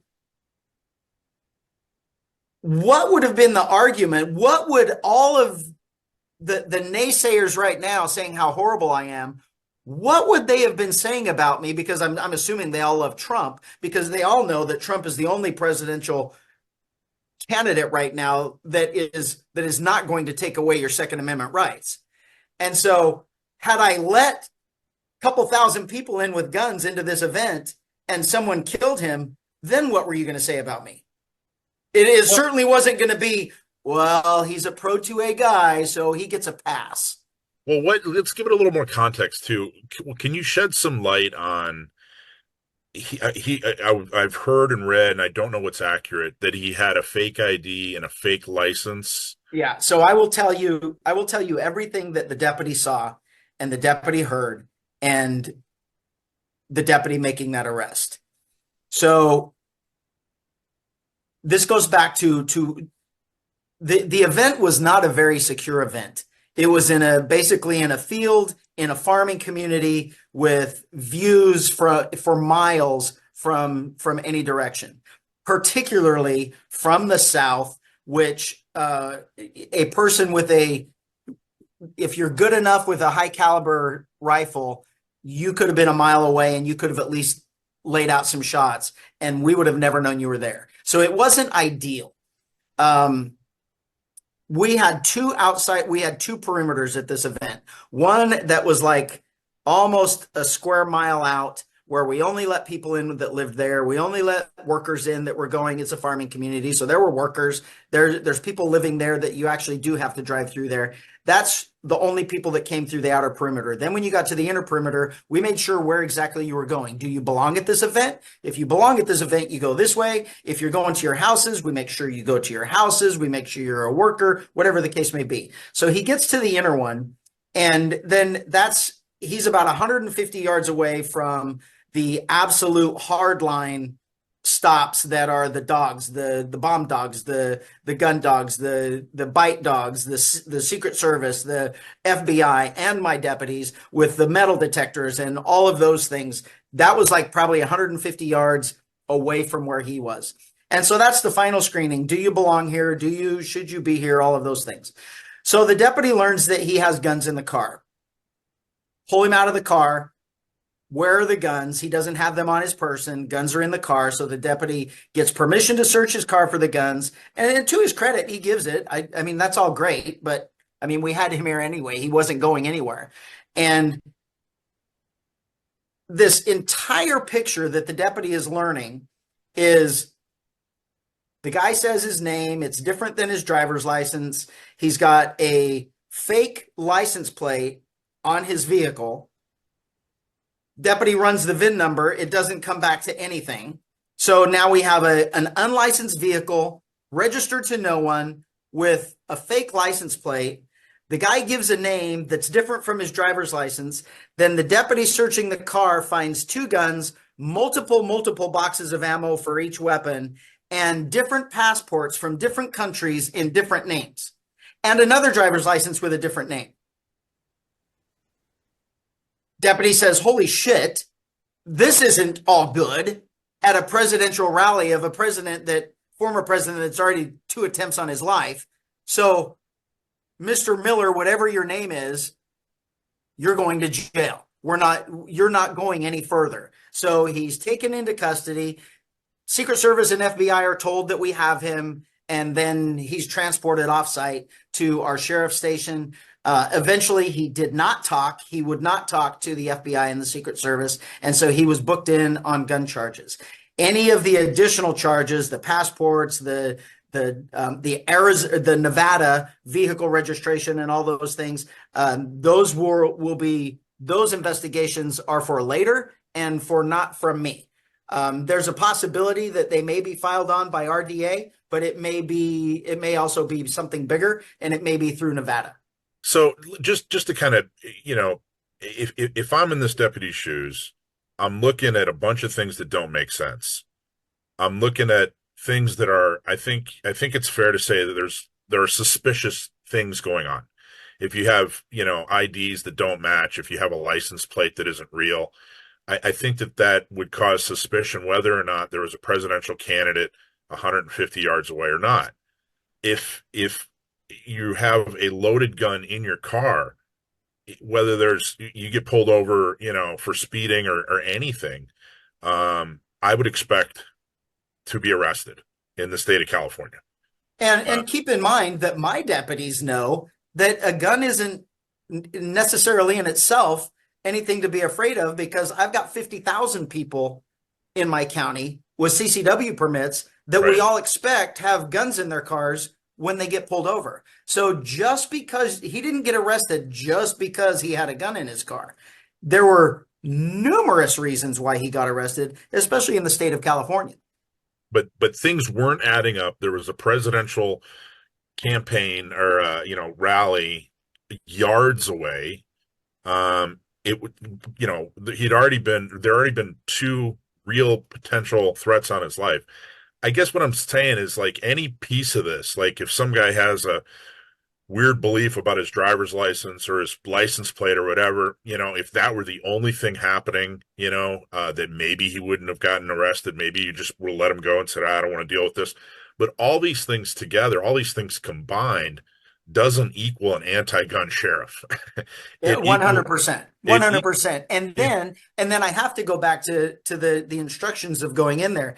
It was on every single person's mind that we are not going to beat Butler, Pennsylvania. We are not going to allow someone to get into that arena with a gun and do anyone harm. It didn't have to be the president. I mean, the last place, Butler, the president was injured, but it was someone else that lost their life.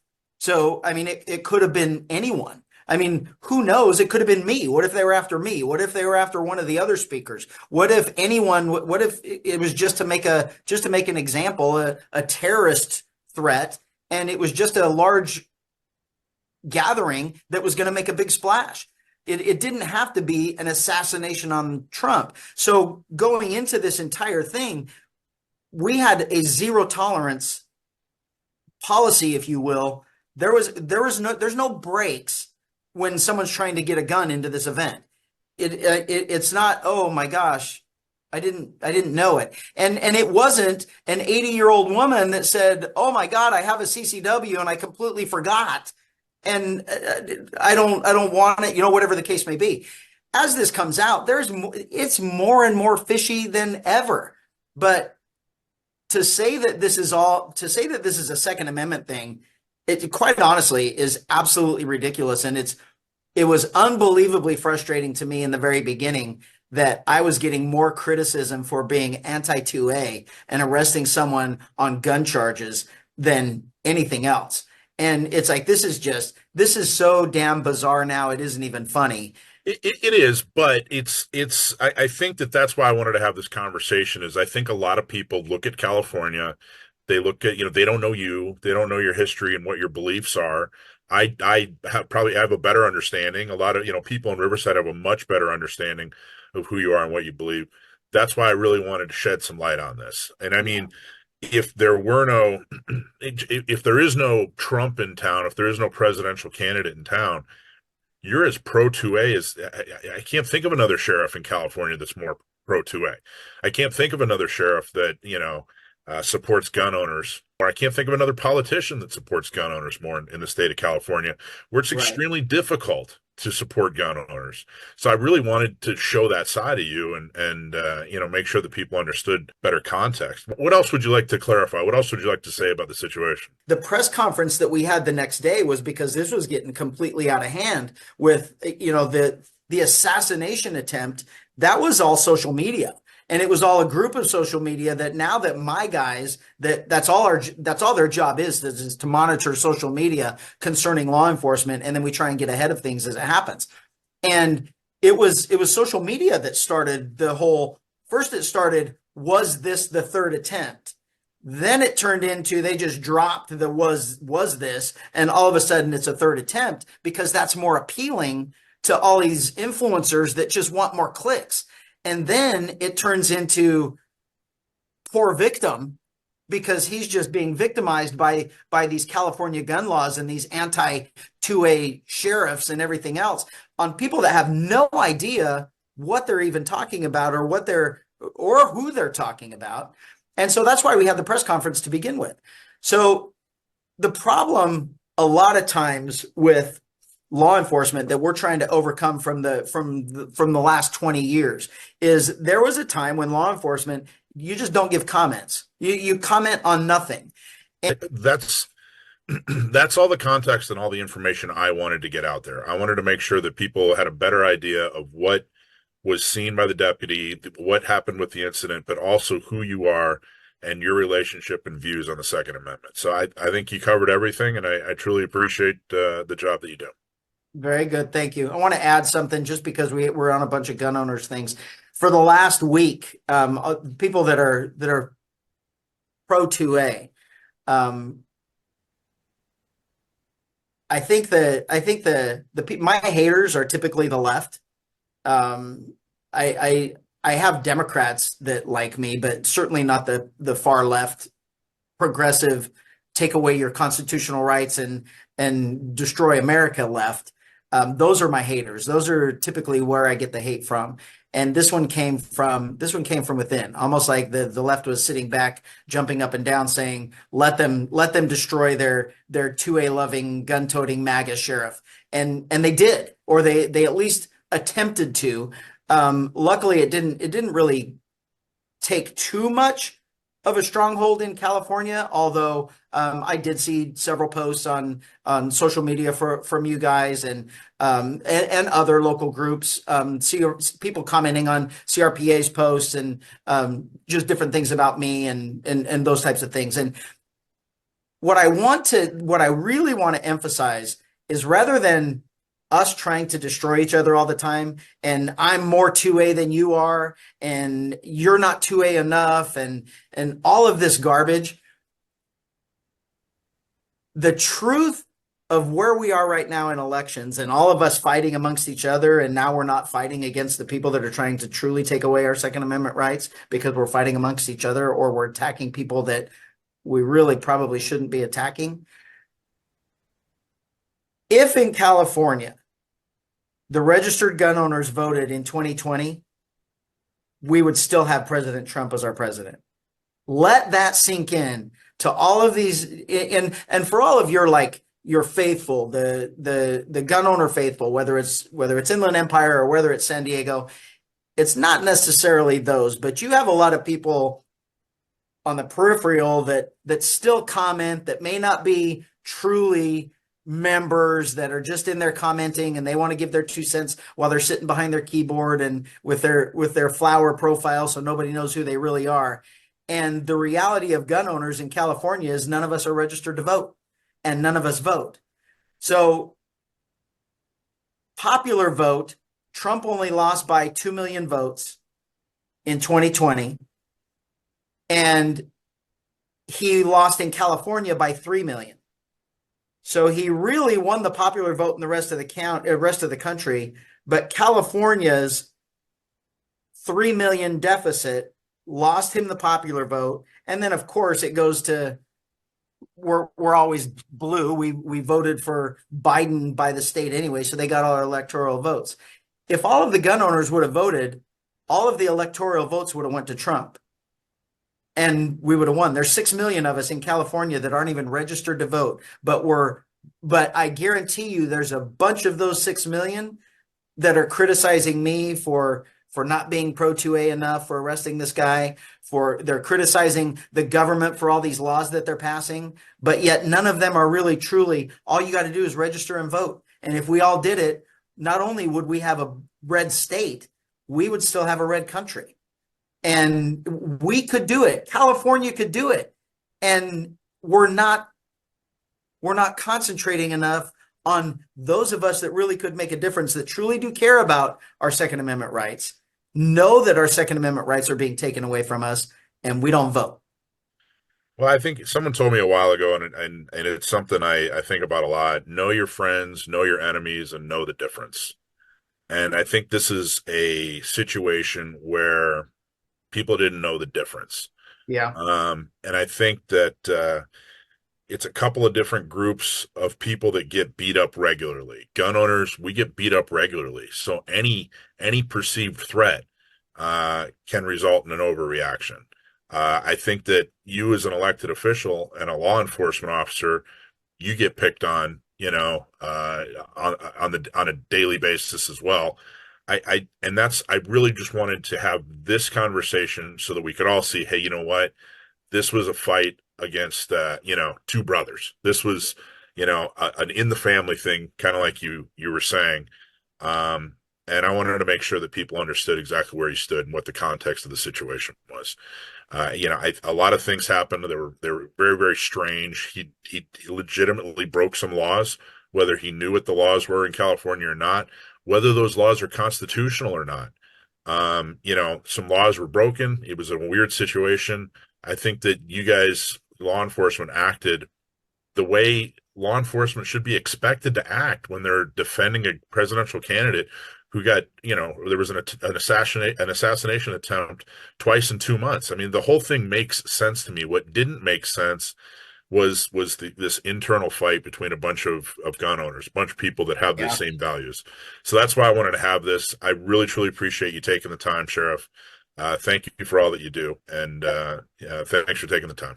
Well, absolutely. I mean, we've known each other for a long time, and I know the value of what you guys are doing and trying to spread the word, and particularly here in the IE San Diego and everything else. So it's certainly something that I wouldn't say no to anyway, but particularly in this situation, never do that. So I appreciate you reaching out and appreciate you having me on.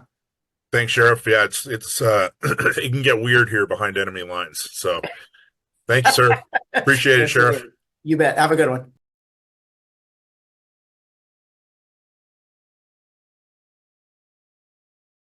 What'd you think, Alicia? When is he running for president? He's a good guy, and is. He obviously got very passionate about the idea that he was being painted as anti-gun or whatever. Well, and the whole history and the information that he gave, that wasn't put out in that way. Yeah. So I think a lot of the flack that he's getting is from people that are not truly informed. Yeah, you had a guy with a some kind of weird non-state issued license plate. Mm-hmm. He had a different name on his driver's license. Mm-hmm. He had multiple names on multiple passports. Right. He had loaded guns. I mean, the whole thing. I mean, so even if you take the guns out of the equation, this guy already needs to go. Even if you take the guns out of the equation. But the other thing is, even if there was no Trump rally, if this guy got pulled over and had all that weirdness going on, absolutely. And I don't know. I don't mean to criticize him. I mean, maybe he has a totally legitimate reason, but it's not unreasonable to think you're going to get, into some kind of legal trouble in that situation. So anyway, okay. Well, I'm glad everybody enjoyed that. I got to tell you, Sheriff Bianco is one of my favorites, or maybe my favorite. So I wanted to interview him. And if the beginning of that was a little echoey, we're going to put that up on the, we're going to edit it out and it'll be its own standalone clip on our YouTube channel. Just give us a couple of days. And Without the echo. Without the echo. That's it.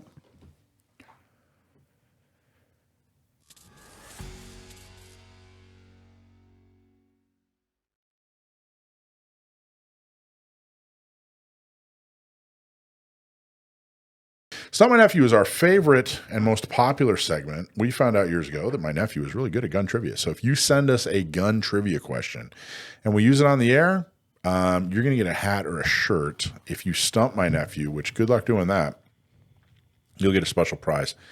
And he does not see the question in advance. So this the first time he hears it is when he's on the air. So and this segment, by the way, is sponsored by Seal One, seal1.com. Check out Seal One, seal1.com. Seal One makes gun ownership easier and smell better. So check out Seal One. Go down to your favorite gun shop and ask them if they have Seal One. If they don't, tell them and ask them why. And then order it online from seal1.com. Dwight at Seal One is a member of San Diego County Gun Owners. They're amazingly supportive of Gun Owners Radio. And thank you so much for supporting our most popular segment, seal1.com. All right, Sam, you there? Yeah, how are you guys? Good, man. How are you? Can't complain. To the interview? Sorry, say that again. You're breaking up. Did you hear the interview with the sheriff? I caught part of it, but my internet connection on my end is not great. Not so great. It cut out for me. All right. Any thoughts?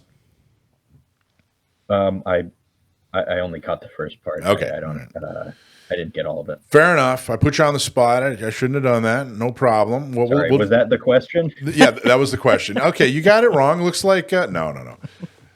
Alicia, why don't you go for it? Ask him the question. All right. He's Sam. So our question comes from Jane, and she's from Alpine. So her question is, the inventor of the Galil named the rifle after himself, Yisrael Galili. Why would it have been confusing had he have named his invention using the last name that he was born with? I like this question. Because it's Balashnikov, which sounds like Kalashnikov. I thought that was interesting. So let's talk about that. That's so You got it. His name is Yisrael Galili, which he named himself after the Sea of Galilee, is my understanding. Have you heard that as well, Sam? That's why. And this is not. It's not unique to him. That's not an uncommon thing for Israelis who come from other parts of the world, which is most of them by ancestry, like second or third generation, to change names to something Israeli from whatever usually Eastern European last name they already had. So he goes on to design the Galil, which is what? Tell everybody. Everybody probably knows, but describe what a Galil is. Well, it is, and this is part of why it might have been confusing. It's basically an AK. Yeah. They took the Finnish Valmet, which was a milled receiver AK derivative, and changed a few things, redesigned it for 5.56 using a proprietary magazine, because the Israeli military wanted a service rifle that had more, I'll say, resistance to desert conditions than the FALs they had been using going into the 6-Day War. They had captured a number of AKs from the various Arab armies of surrounding countries and found the system satisfactory. They figured it would work well for their needs, and so they adapted it for their own use. So you got this guy. He moves to Israel. He renames himself, and he redesigns a Kalashnikov. And so naturally, rather than name it after his birth name, which was Balashnikov. He decides, hey, I better call this thing the Galil rather than the Balashnikov. A Balashnikov Kalashnikov just sounds like a Saturday Night Live skit from the 70s, you know? So, Yeah, it sounds like it's like Mikhail's underachieving younger brother or something. so there you go. I thought that was funny. You know what's really funny? What? I have the YouTube up live. You know, there's a bit of a delay, right? So it was kind of neat as I wasn't watching as I was reading the question. Yeah. However, the moment I was done reading, I kind of panned down and watched. I got to see Sam's face light up as I asked the question because he knew the answer. So it's kind of neat being able to see Sam, not just hearing him. Have you ever shot a Galil?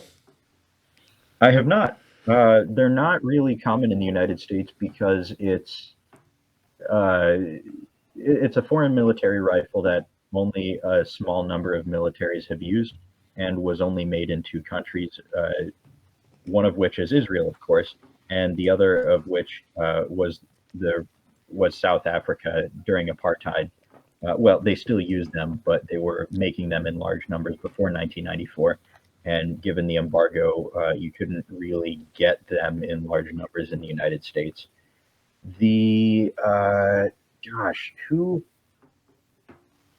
I think I want to say Century. It's either Century or James River Armory makes a parts kit rebuild of the Galil. Who is it? No, it's not either of those two. It's this is killing me. I'll be. Well, in other words, you can rebuild your AK to make it into a Galil. Is that what you're saying?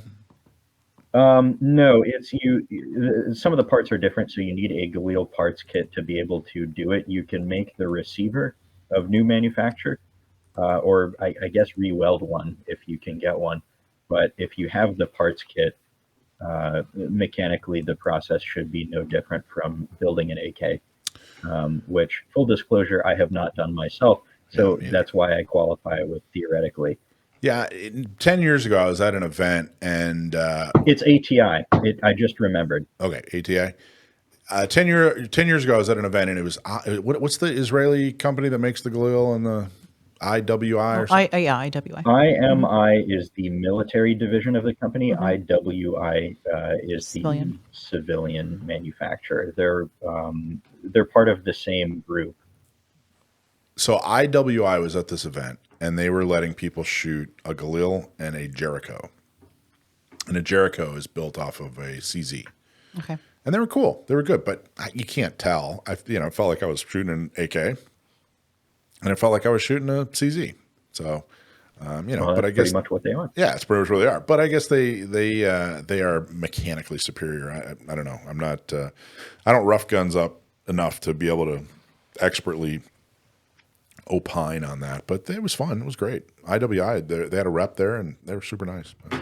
It's kind of neat. I think if I could own one, I would, but I don't think the Jericho's on the roster. I don't think so either. So I got a statistic here for you. I got a little blurb that just came in that I wanted to read you guys. This is kind of interesting. Gun sales skyrocketed between 2019 and 2021. And approximately, this is the interesting part, approximately 7.5 million adults in the U.S. acquired their first firearm. Wow. So a lot of guns were sold between 2019 and 2021, but about 7.5 million of them were first-time gun buyers. 7.5 million adults acquired their first firearm. 5.4 million adults bringing a firearm into the home that previously was gun-free. So 7.5 million brand new gun owners, and of those 7.5 million, 5.4 million were bringing a gun into their home. They were first-time home buyers, and no one else in their house had ever owned a gun. So I'm assuming the difference between 7.5 million and 5.4 million would be like a spouse, where maybe the husband owned a gun and now she owns a gun, or the parents owned a gun and now the son or daughter owns a gun. Or maybe they had one, got rid of it, and then reacquired and got back in the game. Could be. But it was 7.5 million brand new gun owners, 5.4 of them. It was a house where a gun had never, ever been, or wasn't previously, I guess. was previously gun-free is how they describe it. This major spike in first-time gun ownership tracks with more... Oh, then it goes into a bunch of anti-gun stuff. So I guess this is the reason they sent this to me is this is the anti-gun perspective. I see. Okay. Well, so this is interesting. This was sent to me because it's good news for us. And they put a bad spin on it. You know, they basically say, hey, look, we're going, hey, that's great. 7.4 million brand new gun owners. That's significant. You know, there were about, I don't know, somewhere around high 80s or about 90 million people that owned guns before, this big spike. And now 7.5 million additional. We're going, hey, that's great. That's 7.5 million more people who are safer. That's 7.5 million more people who are exercising their Second Amendment right. That's great. Right. But they're looking at it as like, yeah, but everything bad. That explains why everything bad that has ever happened in 2019 to now happened, because these 7.5 million people are new gun owners. It's so weird. I just don't understand how two groups can look at the same facts and have such a different opinion on it. Anyway, Sam, what do you think about that, bud? If I may interject briefly. Yes. I been there, got the T-shirt, so to speak. I was on the other side of the pandemic buying spree. I was working at a gun store at the time. Actually, with the company owns multiple gun stores, but I was working at a gun store during the time that the pandemic kicked off and got really bad. And so I saw a lot of people coming over the threshold of that door who had never touched a gun, never seen a gun up close, as you like to say, never smelled a gun. And my perspective on all of that buying, the first time buying, I could bore you for an hour about it, but one of the really salient points is that that's 7.5 million people who not just, if you wanted to make the anti-gun argument, you could say, oh, they were afraid and they wanted a gun because they were afraid. But the way I like to look at it is it's 7.5 million people who took the step to take their personal security and the security of their household and their loved ones to take responsibility for that, for themselves. As Jeff Cooper always liked to say, when seconds count, the police are only minutes away. And so you have this whole new wave of buyers who, yes, there is an element of fear and uncertainty, fear of the unknown, fear of what if the social unrest we're experiencing gets worse. But it's also 7.5 million people who want to be responsible, want to take that responsibility for themselves. And I think that's a great thing. Well, it's 7.5 million opportunities too. For training, for education. It's 7.5 million opportunities to get people to give them a reason to vote the right way. 7.5 million opportunities to get them involved in the community, in the Second Amendment community. But it's definitely good news. I think it's great news. And I wish it were twice that. But well, and a lot of those people. A lot of those first-time buyers, even before 2020, in the late 2010s and still now, as far as I'm aware, a disproportionately large subset of new gun owners are from demographic groups that have historically been underrepresented among gun owners. Yeah. So people who fall outside the description of male, pale, and stale, as it were. Yeah. Increasing numbers of ethnic minority and religious minority gun owners, very large increases in the number of young women, particularly single young women owning firearms. Oh, easy, buddy. And the obvious reason is the Second Amendment is for all of us, and taking responsibility for your own safety is for all of us. Yeah. Stale, male, and pale. What do you think of that, Alicia? I might remember that one. Yeah. I'm all of the above. All right, well, cool. Guilty as charged. You're not stale yet. You're just male and pale. You're not stale yet. You're still fresh, exciting. Alicia, you got anything before we wrap it up? Anything else any points you want to make? I'm looking at these IWIs. So when you mentioned the Jericho is not a firearm that I was familiar with. And I'm curious, Sam. Have you shot one, Sam? The Jericho? I know that you said not to the but I've shot Balashnikovs. CZ, Right. Okay. and they're the same thing. Okay. That as I'm looking at them, because I had never, it's not one I was familiar with. I was looking at them. Then the grip is different as far as texture and look. It's based on a But it looks 75 like- or an SP Yeah, I mean, it looks like a slightly shorter barrel, like an SPO1. SPO1. Yeah. The original Jerichos are pretty much a one-to-one copy of a CZ75. The frame is reprofiled, so it's visually different, but it still is a steel frame, double-action, single-action hammer-fired gun with a manual safety. The lock work internally is identical to a CZ75. The way the frame and the slide made up is identical to a CZ75. The way the barrel locks into the slide, it's a one-to-one of a CZ75, which is a great action. So of all the pistols you could choose to copy, that really isn't a bad one. Comes with a full rail. A Picatinny as well. It was super comfy, super ergonomic. There you go. Felt good in my bare paw. All right, well, cool. Well, everybody, thank you so much. Don't forget, go back and donate. If you haven't already, or if you're listening in the middle of the week, because this is your podcast that you listen to rather than doing the work that you're supposed to be doing, go to notmeca.org and donate. Doesn't matter what it is, $10, $100, $1,000, whatever you can do.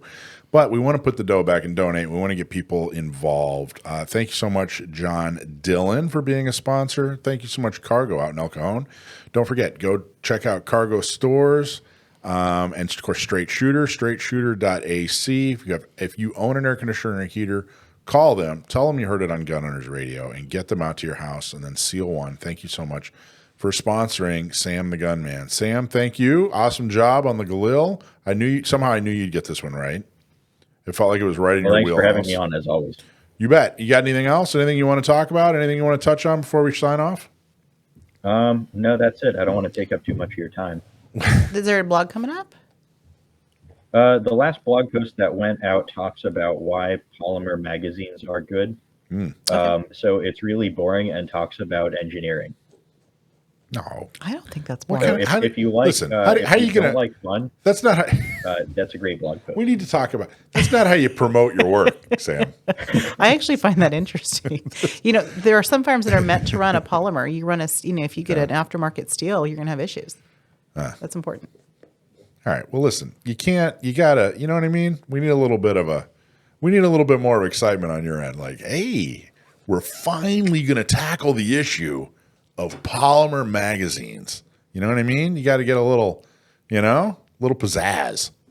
Well, it's called Why Do We Like Polymer Magazines? See, that's exciting. I'm on the edge of my seat right now. That's exciting. I like it. Don't fall. Polymags. We could even give them a brand new nickname. Polymags. Everything you need to know about the exciting world of Polymags. Wait, you mean That sounds polymer? like, No. that sounds too much like Polytech. It gives me a 80s gun show or like Soldier of Fortune magazine vibe. Yeah, well, you should be on the cover You wearing remember when those were coming in? Do I ever? You should be on the cover, with you standing there with with some Oakley glasses on. That'd be cool. And a Polytech AK with a PMAG in it. Yeah, and some parachute pants. I have a quick clarification, Sam. Go ahead. When you said, now did you, I might have only been half listening, PMAG or polymag? Polymer or PMAG? PMAG is a trademark of Magpul. That is Right. what they call their line of polymer magazines. So are we talking Polymer specifically? is just a fancy word for plastic. Right. No, so as far as your blog, are we talking about the PMAG? Are you only talking As a about company? PMags, or are Right. you talking about polymer mags No. in general? Okay. I'm talking about polymer magazines as a concept, why plastic can be better suited for that use case than some metals. See that? We're going to delve into the world of synthetic magazines. Everything you've ever I don't like to wanted just know. say delve. I don't want to sound like an AI. All right, Sam. Well, I'm looking forward to reading it. All your stuff is interesting to me. Everything you've ever written is extremely fascinating. So thank you so much for doing it. Everybody else, thank you so much for watching. That is Gun Owners Radio. We fixed a lot today. It looks better. It sounds better, but it looks like we had some little echo issues. I promise we'll continue to fix that. But other than that, everything's going swimmingly. I think this room at Discount Gun Mart's working out really great. So thank you so much, Discount Gun Mart, for allowing us to set up our studio here. And of course, thanks Matt and Rich and Chauncey and everybody who helped get the technologicals all set up. And yeah, what do you think? I think it's great. Sounds. I think we'd be in trouble if it was you and me running it by ourselves. Yeah, I think it would just be a couple of cans and some string and Sitting in your Jeep. yeah, sitting in my Jeep eating a burrito. So, and of course, I thought I'm in. I thought Leo was interesting too. I like talking to him. Yeah. Yeah. So anyway, thank you all for listening. See you next time. Thanks for watching this episode from Gun Owners Radio. If you're watching mainstream media, you're not getting the truth about guns and the Second Amendment.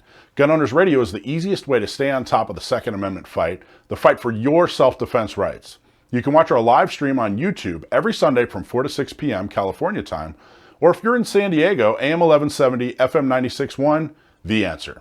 We're also available on your favorite podcast platform. Just do a search for Gun Owners Radio and you'll find our show. Don't forget to support our sponsors. Click on the links in the show notes and support the businesses that support your Second Amendment rights. Like and subscribe to help defend and restore the Second Amendment, not just in California, but across the country.